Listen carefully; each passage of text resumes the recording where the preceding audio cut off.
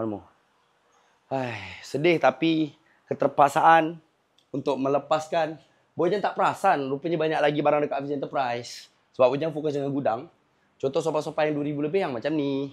Bojan planningnya untuk macam ni 2000 lebih. So, ada barang sikit yang untuk boleh stok. Ada yang ni stok-stok kilang dah tamat dekat Indonesia. Bila barang tu dah tak ada production, macam ni planning 3-4 ribu lah. Bila dah tak ada production, apa-apa barang belin, dia kena clearkan. Dan juga ni Hafiz Enterprise ni tengah renovation untuk masuk model baru, geng.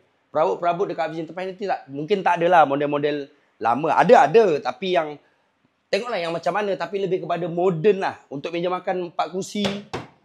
Ni matchkan dengan sofa macam ni ngam. 2000 lebih.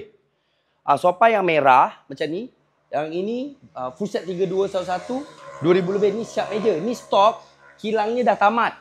Sebab tu Bojan clearkan gitu aja. Lepas tu dekat belakang ni. Jenguk dia orang rupanya mak ai.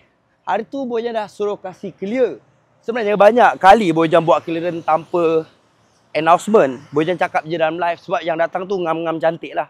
Sebab Bojan jarang buat video untuk ada clearkan barang sebab tak nak orang datang tu tak dapat, lepas tu orang marah. Tu yang Bojan enggak mau. Sebab tu Bojan buat 1 video dah, 2 video dah. Tengok macam mana lah. So, tengok tu. Dia orang tengah punggahan barang nak keluarkan. So, dah setahun ni agak lapang kepala. Sebab bila barang clearance Bojan letak harga, orang datang tu dapat. So, rotate ni cantik lah. Rotate ni cantik. Tak adalah apa-apa, bla bla bla bla. Macam ni. Tu cushion ni, Bojan tak tahu nak buat macam mana. Nak buat apa. Cushion, ya. Ni. Rupanya, geng. Tu, belakang ni ada lagi barang. Korang tengok ni. Ni gol-gol. Ni ada lagi barang. Ni sebelah ni penuh sofa rupanya. La ilaha illallah. So inilah yang kita kena clearkan hari Minggu ni. Sebab kontainer Bojan dah nak sampai. Tu baru mengkelabut. Inilah orang kita. Tak adalah Bojan je. Time dah nak sampai tu baru nak menggelibas. Bang. So jumpa korang malam Minggu ni. Kasih clear je. Bojan target memang tak ramai lah. Sebab Bojan tak ada war-warkan sangat. So jumpa korang.